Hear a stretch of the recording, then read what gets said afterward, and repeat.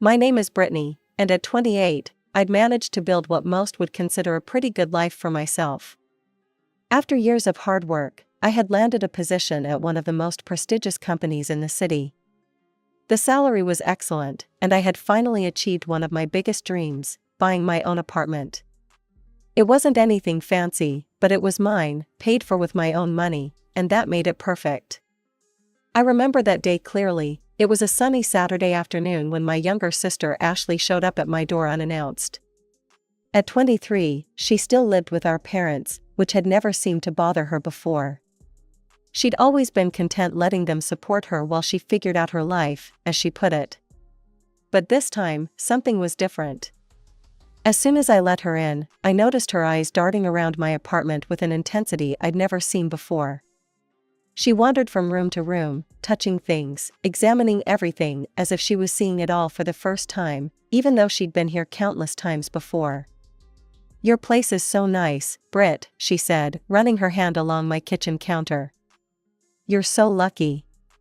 I couldn't help but laugh. "Lucky? Ashley, I worked my ass off for this place. You know that." She turned to face me, and I was surprised to see tears welling up in her eyes. "I can't take it anymore," she burst out. "Living with Mom and Dad, it's suffocating me. They're suppressing all my aspirations for independence." I nearly choked on my coffee. This was rich coming from Ashley, who had never shown the slightest interest in being independent before.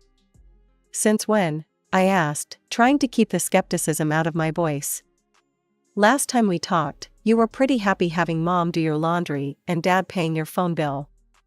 "That's exactly the problem." She pulled out her phone and started quoting something. "According to Dr. Martinez's book on adult child-parent relationships, this is classic codependency. If I don't break free from the parental umbilical cord now, I'll be stuck there forever, just withering away." I set my coffee down and looked at her hard.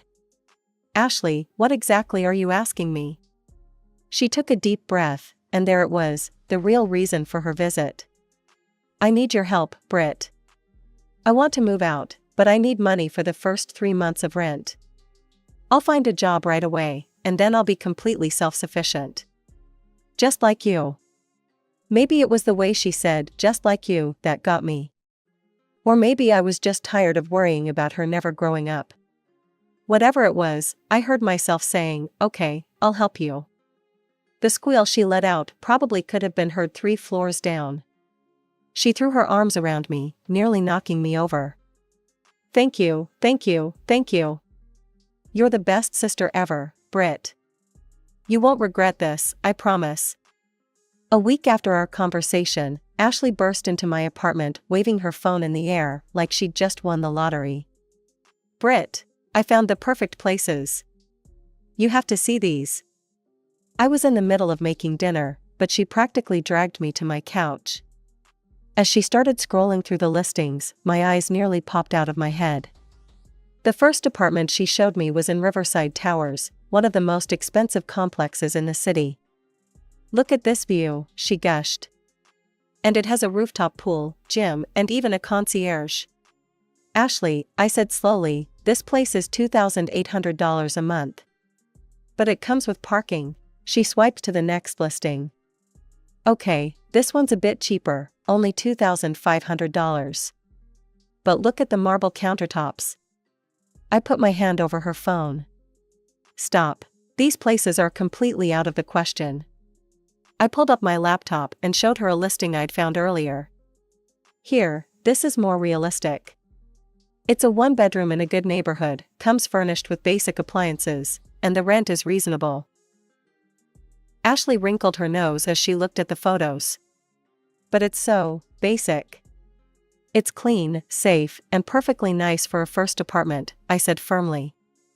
"In fact, it's nicer than my first place was. Plus, it's within walking distance of several businesses where you could apply for jobs." She slumped back on my couch, clearly disappointed.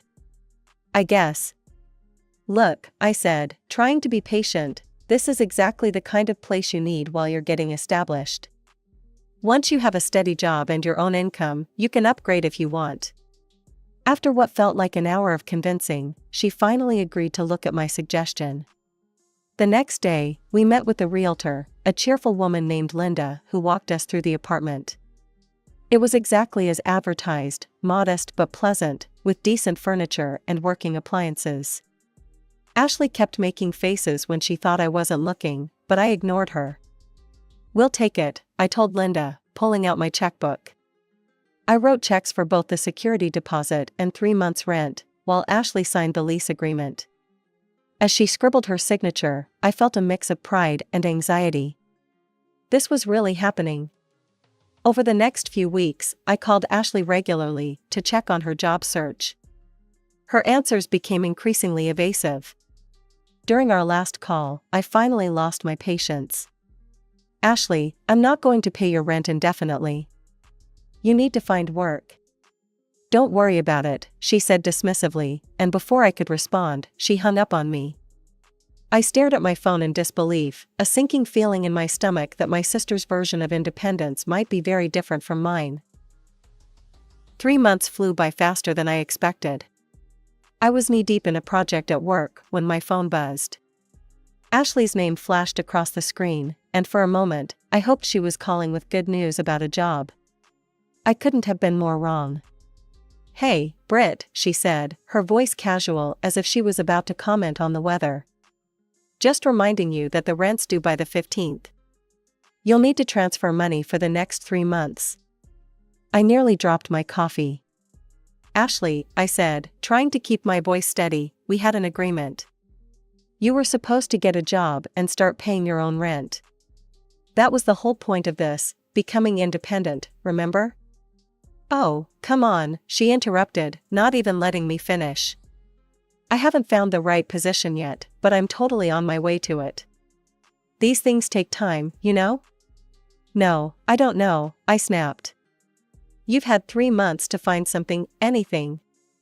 You wanted independence so badly, remember? Well, independent people pay their own bills." She hung up with such force I could practically feel it through the phone. I sat back in my chair, heart pounding but feeling proud that I'd finally stood my ground. That feeling lasted exactly 15 minutes. My phone rang again, this time it was Mom. My stomach dropped before I even answered. "Brittany Marie Thompson." Mom's voice came through like a tornado. "How dare you refuse to help your sister?" She called me crying. "Mom, I've already paid for 3 months of rent. The whole point was for her to become independent." "Independent?" She cut me off. "She's your sister. Family helps family, that's what we do. You have a good job, a good salary. You can afford to help her." "But Mom, do you want her to end up homeless? Is that what you want? To see your sister out on the street?" The guilt trip was coming on strong, and I felt my resolve weakening. Mom kept going, her voice a mix of disappointment and accusation that she'd perfected over the years. The worst part was, I knew exactly what was happening. I knew I was being manipulated. But knowing didn't make it any easier to resist. "Fine," I said finally, my voice tight. "I'll pay for 3 more months. But that's it. This is the last time." "That's my girl," Mom said, her voice immediately warming. "I knew you'd do the right thing." After hanging up, I transferred the money and sent Ashley a text, "Rent paid for 3 more months. This is absolutely the last time. I mean it." Her response came seconds later, a single emoji, a smiling face with a halo. The innocence of the emoji felt like a slap in the face, and I knew right then that I'd made another mistake. But what could I do?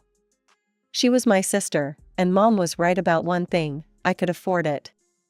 A week after that, I was lying in bed scrolling through my phone when I decided to check Ashley's Instagram.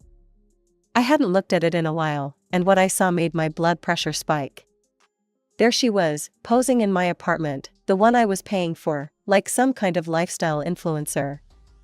Photo after photo showed her lounging on the furniture, standing by the window with the perfect morning light, and arranged artfully on the kitchen counter with a cup of coffee. The captions were even worse. "Living my best, authentic life." Being true to yourself is the greatest gift. Sometimes you have to choose your own path. Trust the journey. I scrolled through weeks of posts, my jaw clenching tighter with each swipe. Not a single mention of job hunting. Not one word about looking for work or becoming self-sufficient. Just endless selfies and pseudo-philosophical quotes about following your dreams. I couldn't take it anymore. I opened our messenger chat and typed, "When are you actually going to start looking for work?"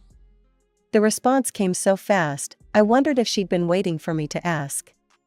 A photo appeared in our chat, an official-looking email with a company letterhead. It was an invitation to a job interview, complete with date, time, and location. My heart lifted. Finally. Maybe she was actually getting serious about. My phone rang. It was Ashley. "Did you see it?" she squealed before I could even say hello. "I got an interview. But Britt, I need your help with something really important." "Here we go." "What?" "Well, I need to look professional for the interview, right? First impressions are everything. I need some nice clothes and a trip to the salon, to really wow them. I was thinking maybe you could help me out? Like, $800 should cover everything." $800? I nearly choked. "Absolutely not. Please, Britt, this could be my big break." Her voice turned desperate. "I promise I'll pay you back as soon as I get the job." "You want me to get the job, don't you?" "Ashley. The receptionist is the first person who sees you, and they always report back to the hiring manager. I read about it online. I need to look perfect. Please, please, please." I rubbed my temples. "Ashley. Please, Britt, pretty please? I promise this is the last thing I'll ever ask for." 10 minutes of this. 10 solid minutes of begging, promising, and emotional manipulation. I knew what she was doing. I knew it, and yet. "Fine," I said through gritted teeth, pulling up my banking app. "But this is absolutely the last time." "You're the best sister ever," she squealed. "I love you so much." I transferred the money, hating myself a little as I did it. But maybe, just maybe, this would be the thing that finally got her on track. A few days later, I called Ashley during my lunch break. "Hey, how did the interview go?" I asked as soon as she picked up. There was a pause on the other end. "What interview?" My stomach dropped. "The interview you needed the $800 for? The one you showed me the invitation for?" "Oh, that." She gave a little laugh that made my skin crawl. "Yeah, about that. I went to check out the company, and honestly, Britt, it just wasn't for me. The position was super boring. Just data entry and filing, totally monotonous stuff. I'd die of boredom in a job like that. I need something more creative, The rage that had been building over months finally boiled over. "You're not in a position to be picky," I shouted into the phone. "You haven't worked a day in your life. And I'm not going to support you forever while you wait for your dream job to fall into your lap." "Oh," she cut me off quickly. "Sorry, Britt, I've got to go, waiting for a super important call. Talk later." The line went dead before I could say another word. I sat at my desk, shaking with anger, when something occurred to me. I pulled up Instagram and went to her profile. There, posted just hours ago, was my sister, not in any professional interview outfit, but in a sparkling party dress that probably cost every cent of the money I'd given her. The caption read, "Life is a party, dress like it." I tried calling her back immediately, but my calls went straight to voicemail. I tried texting, no response. By the time I left work that evening, I'd worked myself into such a state that instead of heading home, I drove straight to her apartment. I could hear the bass thumping from halfway down the block. As I approached her building, the music got louder and louder. By the time I reached her floor, it was obvious she was having a full-blown party, on a Wednesday night, no less. I still had the spare key from when I'd helped her move in. My hand shook as I fitted it into the lock. The door opened silently, the music so loud it drowned out any sound I might have made. The scene that greeted me was like something out of a college movie. There had to be at least 20 people crammed into the small apartment. Drinks everywhere, music blaring, people dancing. And there, in the middle of it all, was my sister, wearing that expensive dress I'd paid for, dancing like she didn't have a care in the world. I was about to storm across the room and confront Ashley when suddenly the music cut off. In the momentary silence, I heard my sister's voice, loud and clear. "You guys want to know the best part?" Ashley was saying, her words slightly slurred. "My sister, my rich, successful sister Brittany, she pays for all of this."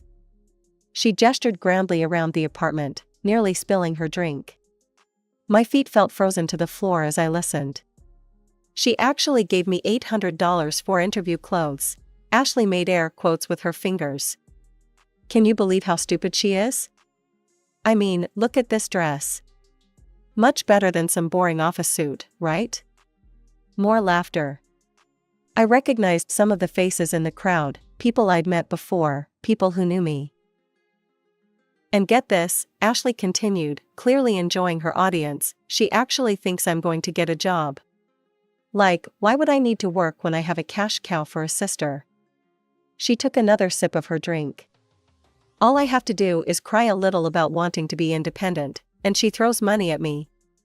The group around her erupted in laughter and cheers. "You're so lucky," one girl called out. "My sister would never." "That's because your sister isn't a gullible idiot," Ashley replied with a smirk. "I swear, Brittany actually believes all that crap about me wanting to." Someone in the crowd finally noticed me standing there. The person's face went pale, and they grabbed their friend's arm, pointing in my direction. Like a wave, the realization spread through the room. The laughter died, replaced by uncomfortable coughs and whispers. Ashley, still grinning from her performance, followed their gazes. When she saw me, the smile vanished from her face so fast it was almost comical. The color drained from her cheeks, and her drink slipped from her hand, shattering on the floor. I walked to the center of the room, my heels clicking against the hardwood floor in the sudden silence. Every eye was on me as I stopped in the middle of what had become a makeshift dance floor. My hands were shaking, but my voice was steady when I spoke. "So this is what you really think of me," I said, looking directly at my sister. "This is how you treat someone who's tried to help you. You lie to me, manipulate me, steal from me, and then laugh about it with your friends. You think I'm a fool?" The silence in the room was deafening. Some people were already quietly gathering their things, trying to slip out unnoticed. Then Ashley's shock wore off, and a calculated look crossed her face, one I'd seen before, but never properly recognized. "What are you going to do about it?" she asked, her voice taking on that familiar whining tone, but this time with an edge of triumph. "You'll keep supporting me anyway." "You know why?" "Because if you don't, I'll just tell Mom and Dad. And you know whose side they'll take, they always do. They'll make your life hell until you help your poor little sister again." I didn't say another word. I turned and walked out of the apartment, my head held high. As I reached the elevator, I heard the music start up again behind me, the bass thumping through the walls as if nothing had happened. The weeks that followed were quiet. My sister didn't call, and surprisingly, neither did my parents. The silence should have been peaceful, but instead, it felt like the calm before a storm. I knew it was only a matter of time before the other shoe dropped. 3 months of silence ended with a ping from my phone. A message from Ashley popped up on my screen, "Rent's due for the next quarter. Need money for food and clothes too. Send it ASAP." The audacity was breathtaking. After everything that had happened, she was still treating me like her personal ATM. I typed back a simple response, "No, I'm not paying anything else for you. Ever." My phone immediately started buzzing with incoming calls from Ashley. I watched it ring out again and again, feeling a strange sense of calm as I ignored each attempt. Then Mom's name flashed across my screen. "Brittany," she said as soon as I picked up, her voice stern. "We need to have a serious conversation. Come to the house tomorrow after work." The next evening, I pulled into my parents' driveway with a knot in my stomach. As soon as I walked through the door, I knew I'd walked into an ambush. Ashley was sitting on the couch, wearing no makeup, her hair pulled back messily, looking every bit the part of the suffering victim. Mom and Dad sat on either side of her like guards. I barely had time to close the door before Dad started in on me. "How could you do this to your sister?" he demanded. "She's about to be evicted because of you. Do you have any idea what you're putting her through?" Mom jumped in. "She's barely eating, she's so stressed." I looked at Ashley, who sniffled dramatically on cue. The Oscar-worthy performance made my blood boil. "Are you kidding me?" I shot back. "I paid her rent for 6 months. I gave her money for clothes, for food, and you know what she did with it? She threw parties. Bought party dresses. And then had the nerve to brag to her friends about what a fool I was for giving her money." "Oh, please," Mom waved her hand dismissively. "She was just joking around with her friends." "You're being too sensitive." "Joking?" I could hardly believe what I was hearing. "She literally called me a cash cow and bragged about manipulating me." "You're the older sister," Dad cut in, his voice hard. "It's your responsibility to help her. We raised you better than this." "My responsibility?" I repeated incredulously. My responsibility was to help her become independent, not bankroll her permanent vacation. Ashley sat there through it all, a small, satisfied smile playing at the corners of her mouth. She thought she had me cornered. She thought I would cave, just like every other time. I looked at my family, my mother's disapproving frown, my father's stern glare, my sister's smug expression, and something inside me snapped. "No," I said, my voice quiet but firm. "I'm done. I'm not giving her another cent. She's an adult. If she wants to live independently, she can pay her own bills like the rest of us." I was heading for the door. Behind me, I could hear Dad yelling about family responsibility, Mom crying about how she'd raised such a selfish daughter, and Ashley's theatrical sobs. I got in my car and drove home, my phone buzzing constantly with calls and messages. I turned it off without looking at any of them. For the first time in months, I felt truly free, free from the manipulation, free from the guilt, free from the endless demands. A few weeks after our showdown, my cousin Jackie called to check on me.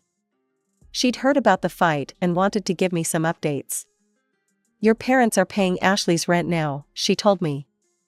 "They had to take money out of their retirement fund to cover it. She still hasn't even looked for a job." 2 months of relative peace followed. Then one evening, my phone lit up with Mom's number. Against my better judgment, I answered. "Brittany?" Her voice was trembling. We have a problem."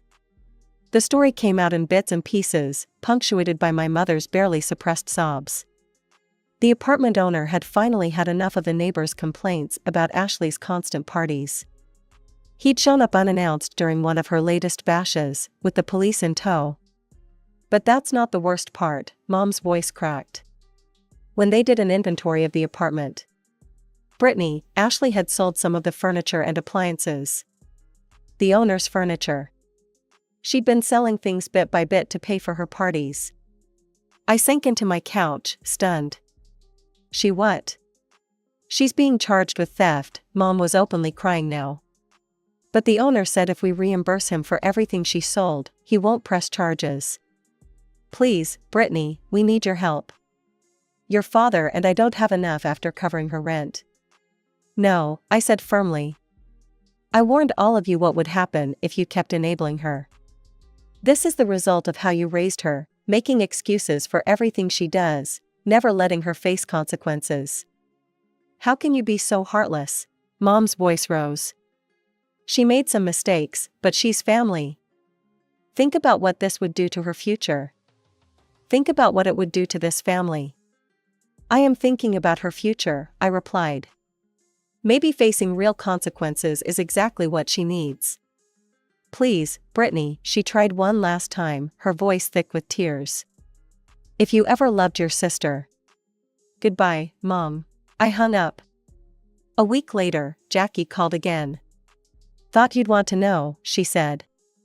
"Your parents cashed out what was left of their retirement fund to pay off the apartment owner. They had to pay for all the missing furniture, plus a huge penalty, to break the lease early. Ashley's been kicked out, obviously." "Where is she now?" "Back in your parents' house. Still not working, still posting on Instagram about living her truth or whatever." Jackie paused.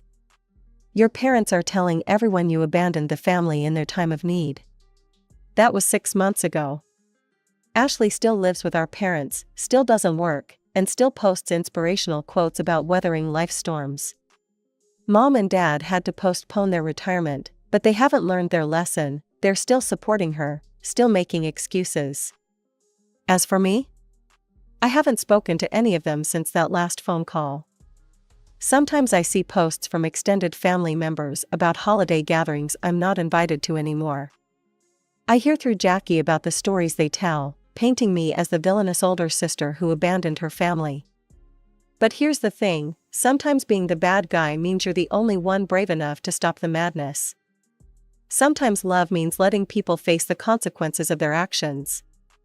And sometimes family isn't about enabling bad behavior, it's about having the courage to say no when everyone else is saying yes."